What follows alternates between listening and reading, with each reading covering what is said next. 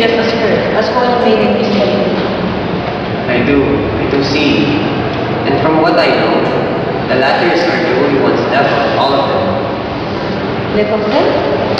Yes, that's left of them. Whatever do you know? They are the only ones left close to Miss Emily. Do you mean her own mere meaning? Indeed, the only ones left of her family. Distant even. Poor Emily.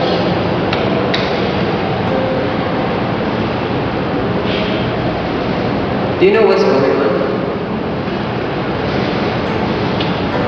But that I would like to know. Let's go closer.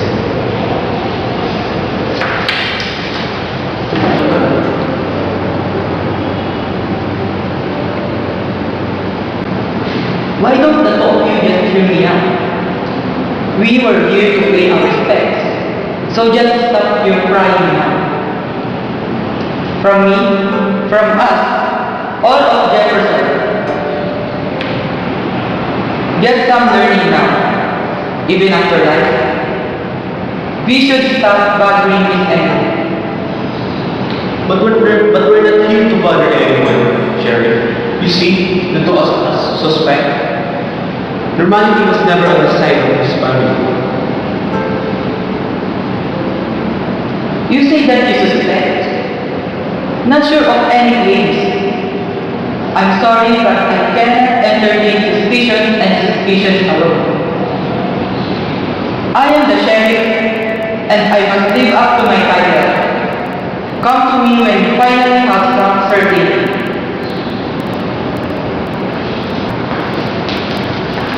Good sir, you seem like a fighter, we understand, but we don't understand that we didn't know our cousin very well.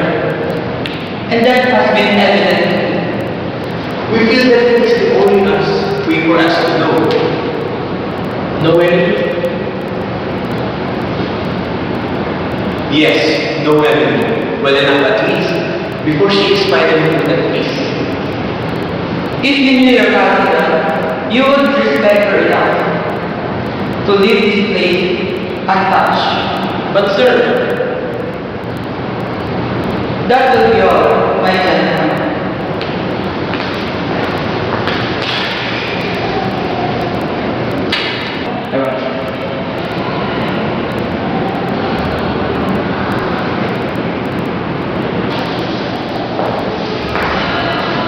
My dear brother, it looks like we will be burying a stranger not so long from now. we should have never come in this place. We both know that the woman was. You too. Why were you listening to us three? We did not mean to be. Wait for a moment now. Maybe the both of you can be of help to us. How would they be even of any help? Look at them now. Hair as big as ours.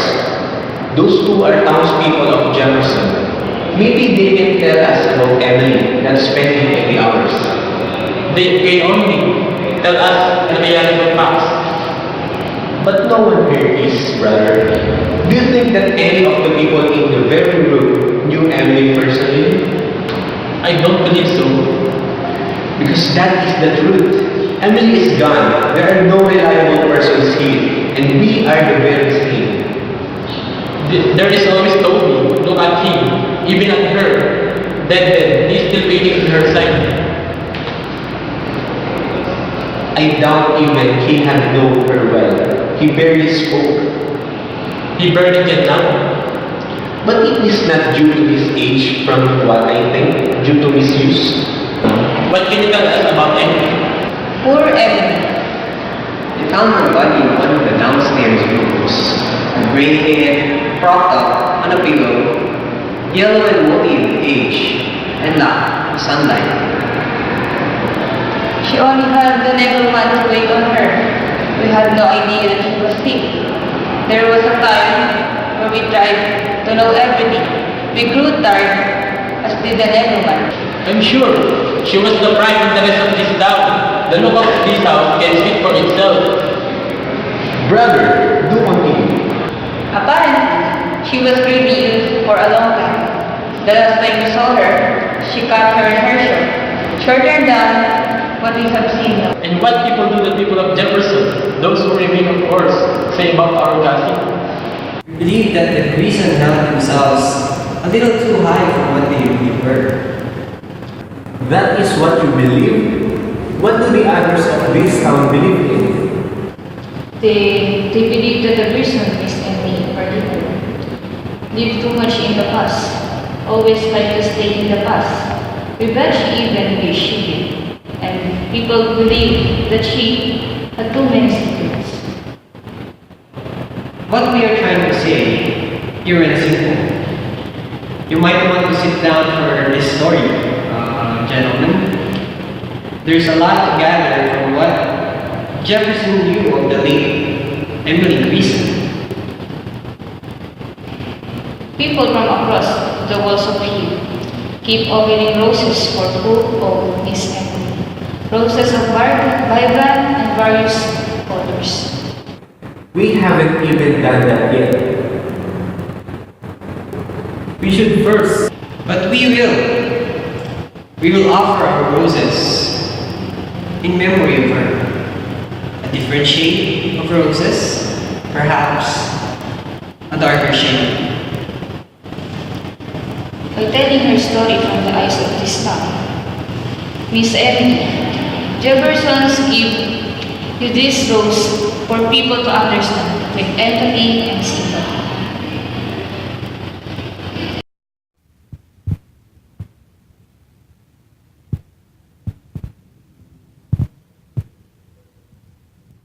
Toby? Sir? Well, don't just stand there, Toby. Give me a damn drink. Wait, sir, I don't feel so much. Why give me some water when you can give me wine, right, sweetheart? Having a little bit of wine in your system can never do any harm. But do you, darling? My sweet Emily, you will never drink any of these sweet but evil juice. Women should not drink. That is improper and unbecoming. Am I wrong? Do you truly agree? No, Dad. I agree with you. Good. Good. Now, a woman should be good and pure. If you know well enough, you know what a woman is obligated to do. Tell me, enlighten me. A woman should be good and pure. Very good. And Toby, do tell me what a woman's obligation is in life. Don't tell right now. Speak aloud. I don't believe we have any obligations. Why would you believe is that so? Let me change the question. What do you think I believe is a woman's obligation in life?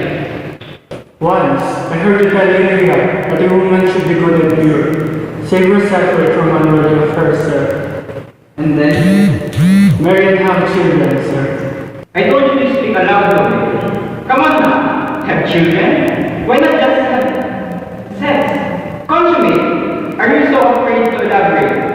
Afraid to speak in front of a woman that in manner? In front of my daughter? Sir. Well, that's good. You have good values, Toby. I like that. My apologies, sweet daughter of mine. I was merely testing his ethics. You see, and good values. You know what happened to your Aunt Wyatt, don't you? She has become sick now, Daddy. You say that she has become sick? You are more than correct. Do you know why? You have yet to tell me that. That is because she is unbecoming. I don't understand.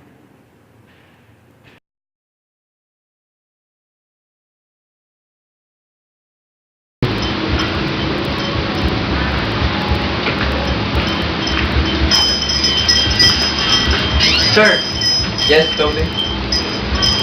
a man wishes to speak to you. He says it's about a deal that you've made with Colonel Sartorius, and that he has agreed with it. He is here to give you the message in writing. Do you hear that, sweetheart? Even if you don't find yourself a man, you need not to worry no more. Send him in, Tobe. Okay, sir.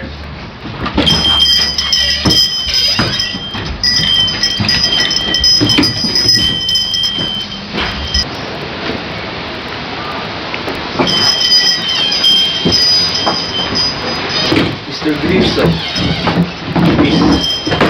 My name is Emily. Miss Emily. A beautiful name for a beautiful lady. Thank you, my good sir.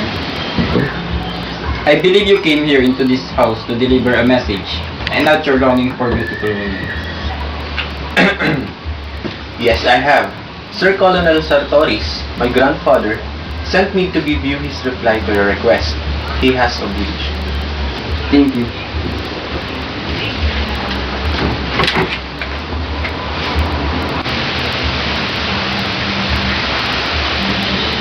Mr. GREIRSON. Yes, Paul?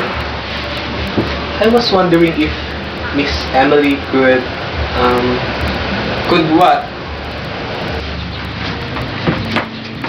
You were wondering if she could what? it's just that I know of a dance this weekend. I was wondering, Wonder no more, my boy. Emily, do you know how to dance? Yes, Dad. That's good for you, my child. But she won't be attending any dances tonight. Not for now, or not for anyone in this town. Toby, send this man out of here. GREIRSON, I'm sorry. Miss Emily, You shall speak no more to my daughter. Leave at once.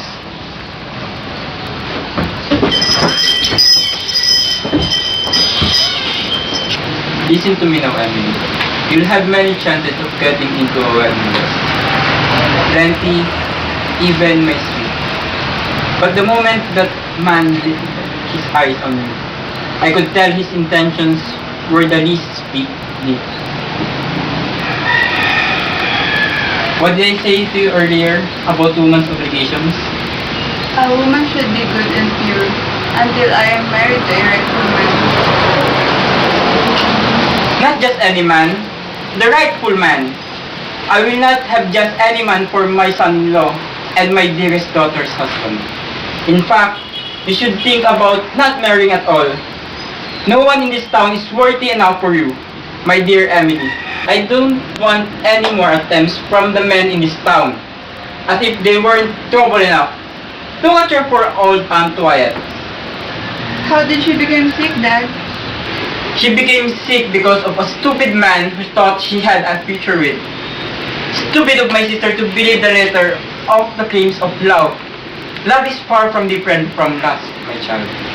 Remember that. I will not have become like your aunt, some stupid woman who lost her mind over a mindless man. Wyatt, oh Wyatt, you were never such a practical person to begin with. But you should have been known better than to fall for a stupid... Sir GREIRSON. Sir GREIRSON.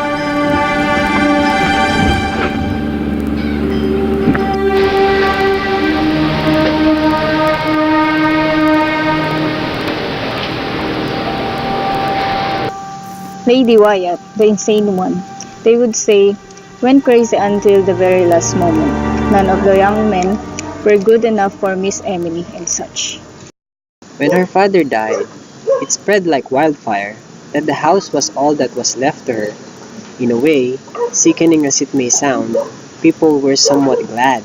Instead of our heads held up high towards a GREIRSON, we actually and finally felt pity for one. She was all alone and finally knew that the old thrill and old despair of the penny were a mess. I'll get the term, Mr. Emily. No, I'll do it myself.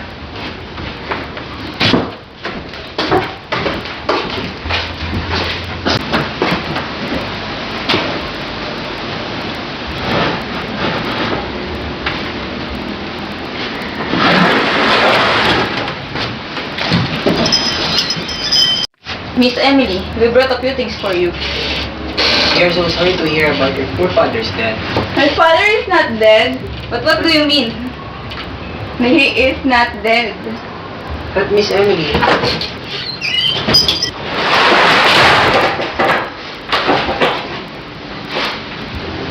Miss Emily, I was on the phone. The ministers called and so did the doctor. Oh, and what about? We called to ask about your father. My father? Yes. They want to dispose of your father. What an awful yearning up there.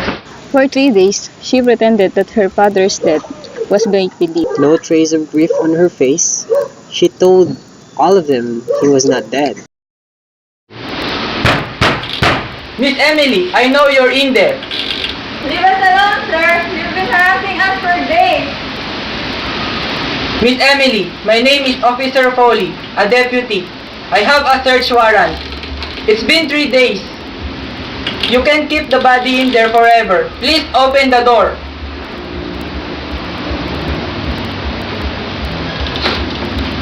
Now, I'm going to count to 3, Miss Emily. Either you open this door this very moment, or I'm going to have to force my way in.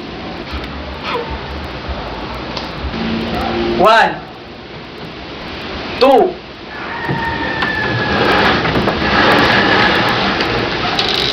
We did not say she was crazy then.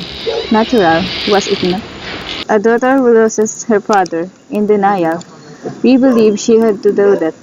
She had nothing left. She had no one. We remembered. All of those young men her father had driven away, robbed of the opportunity to be with someone. With nothing left, she would have to cling that which had robbed her, as people will.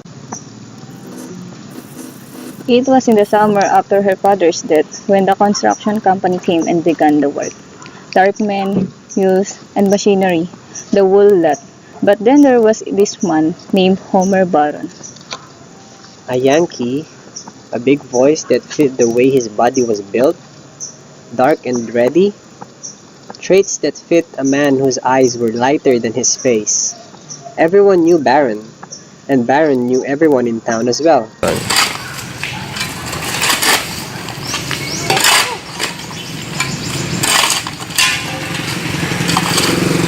Come on, and turn that damn racket down a little. It's our first day here and I'm pretty sure we walk the whole fucking town.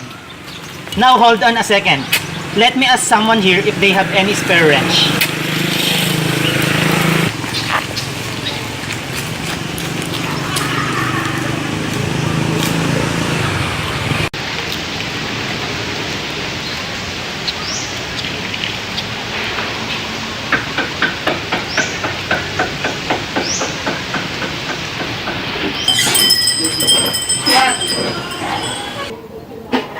Oh, good day, my lady. I didn't know a lady was living here. Good day. I was going to ask if you had a spare impact wrench here. Impact wrench? No, sorry. That's alright. It's pretty early, ain't it? Did we wake you? The noise, my lady. Did the noise wake you? Oh yes, the noise. I was wondering where it was coming from. My apologies for the noise. My boys and I are working on the new sidewalk. Sidewalk. You doing some barbering? Oh, yes, I'm cutting my hair. My name is Barron. Homer Barron. GREIRSON. Emily GREIRSON. Miss GREIRSON? No, Emily's fine. Well, Miss Emily, when I'm not busy paving the streets and you're not busy with your barbering, maybe we can talk some more. Sounds alright to you? I would like that. Yes.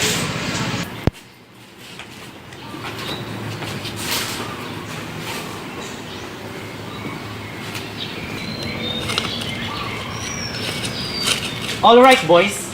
No spare wrenches, but that doesn't mean I don't want your asses to keep on working. Come on, let's get work. And soon enough, the whispering began. The town saw the pair on a Sunday afternoon, for not just a week. Numerous Sundays, in fact. At first, we were all glad for Miss Emily. She no longer had the domineering shadow of her father, depriving her of chances with men, depriving the lady who was always so meek. A GREIRSON would never think seriously of a northerner, we always said. To be more specific, a day laborer, even. Everybody loved the gossip. Everybody loved the gossip. They were together so much, speculation rose. Homer Baron had plenty of charm. Maybe they did. Maybe they didn't. But people believed they did.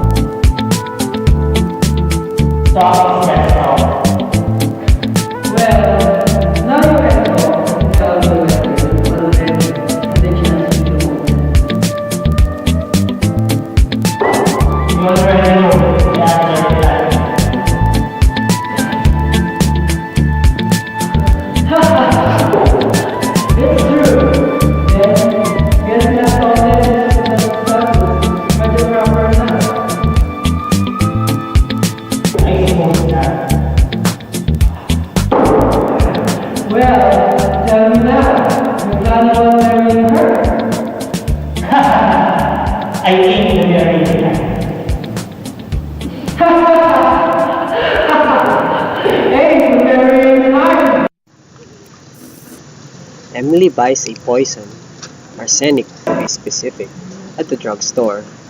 People think that she would kill herself because of the rumors. But then, people saw her buying toiletries, men's hygiene equipment for shaving, comb, mirror, and such. And men's clothing even, and nightshirt. People think they were already married. Then, the people didn't saw Baron anymore. They were sad for Miss Emily. Emily barely left the house. I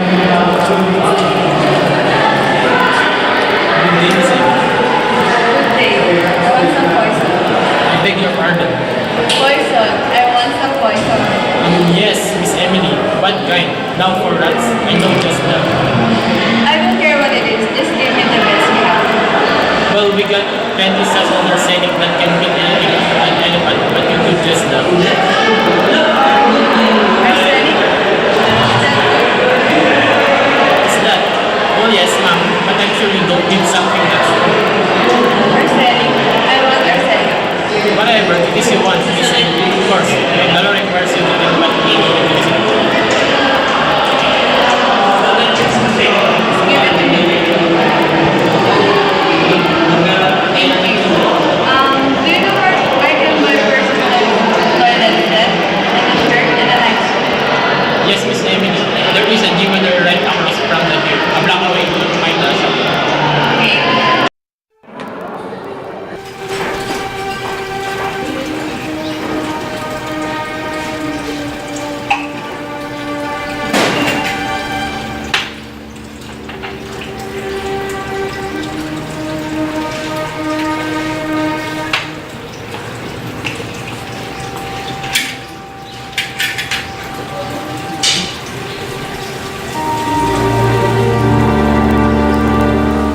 Good evening, Miss Emily.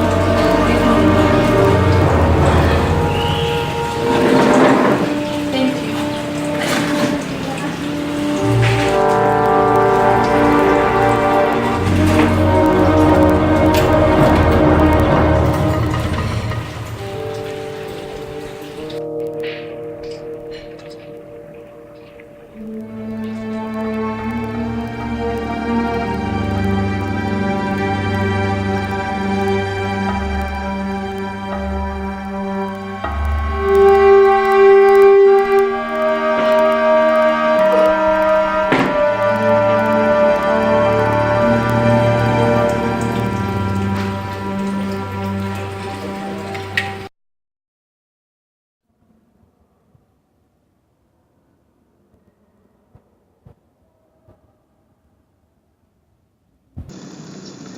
We were all so sure she will kill herself. We all said in hushed tones with confidence, and may God forgive us. But we thought that it would be the best thing, not for this town, but for Miss Emily herself. But then, we heard she went out and bought a complete outfit of men's clothing, along with a nightshirt, as well as a man's toilet set silver, with Baron's initial on every one of them. Went out, we were all so sure of another thing. We were sure that they were to be married.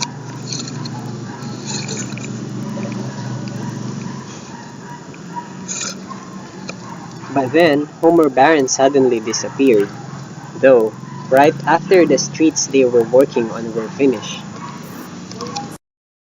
We had seen the last of Homer Baron for reasons we can't be sure of. But a lot of people had also seen the last of Miss Emily during that time.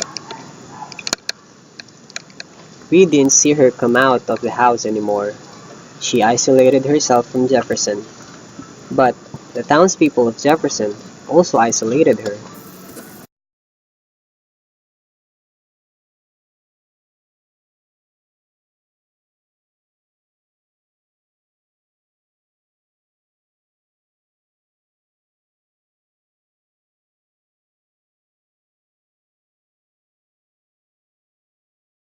Action.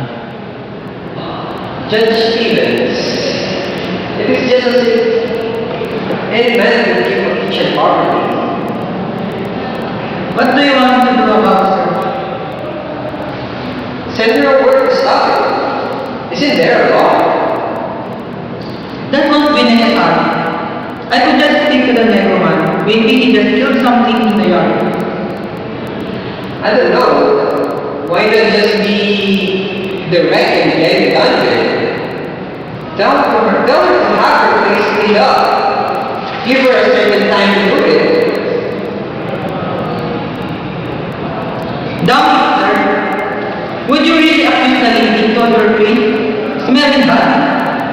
Look, if talking to the necroman won't work, we just can have some people sprinkle lime around her house and maybe even sneak in one of the cellars to get the scent in. Okay, sir. I'll even help. And so, they slunk about the Gerson house like burglars in the night. The men who did the act claimed they even saw Miss Emily by her window, a light candle behind her and her stature motionless as that of an idol. She wanted isolation, but Jefferson gave it to her as well. That was the time. That was the time where people truly began to feel sorry for her. People remembered her Aunt Wyatt, her father, and now her past lover. We assumed the worst that was already apparent to us all. Homer Baron had left Miss Emily Gerson, and once again she was all alone. But was that the worst thing of it all? Now, two men had left Miss Emily, both whom she clung to as a gentle, submissive being that she was. But then it began to show, an alter ego of hers. We were unsure. The submissive Miss Emily was quiet and prepared to be unspoken to. Still had the blood of a self-centered, controlling nature running through her veins. She held her head up high for reasons other than what she was raised to be, we figured. Or maybe she just did not wish to grow and develop as the town of Jefferson slowly was. Sadly, she lived in her town in her own version of the world.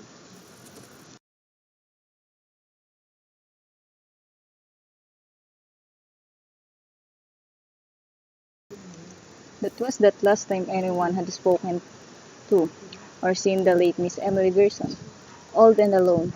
It is a shame that her death is what made of all these people come today. No one would have done the same when the window of the bedroom upstairs still had her figure. dominating over a lit candlelight. Cut na lang. And so she died. She died in one of the downstairs room when we figured that she shut up the top floor of the house, like the carven torso of an idol in a niche. Looking or not looking at us, we could never tell which. Thus, she passed from generation to generation, dear. Inescapable, impervious, tranquil, and perverse.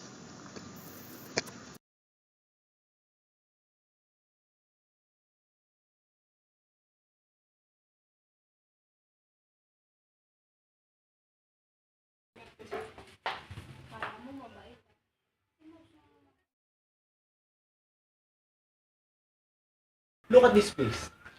She never changed a single thing. Didn't they say she wanted to stay in the past? Sheriff Foley, I think you should lead them the way from now.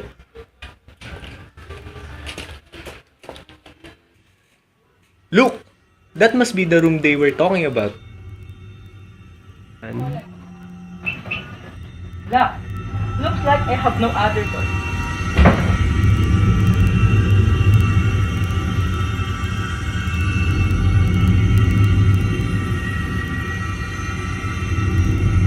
Sheriff? Let's just get this over with. God Almighty! That can't be.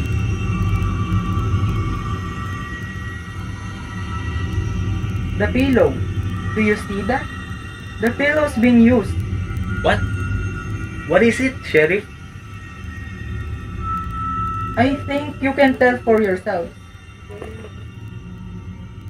It's a long strand of gray hair. That was our only conclusion about Miss Emily's story. But it was only from our own observations.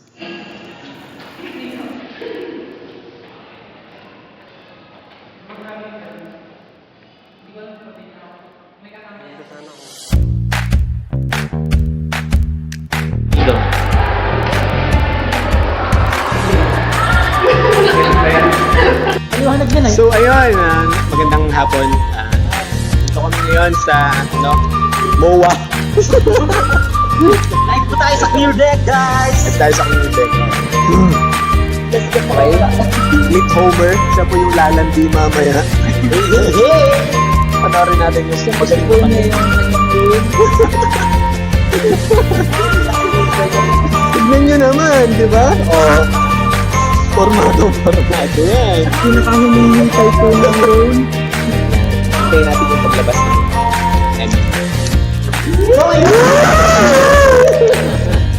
Shout out! Hindi gagalaw. Wow! Gagalaw. Okay. Babalik kami. Diyan lang kayo. Ayan. Ito po yung sinalalampungin na ni Kim. Lalampungin niya.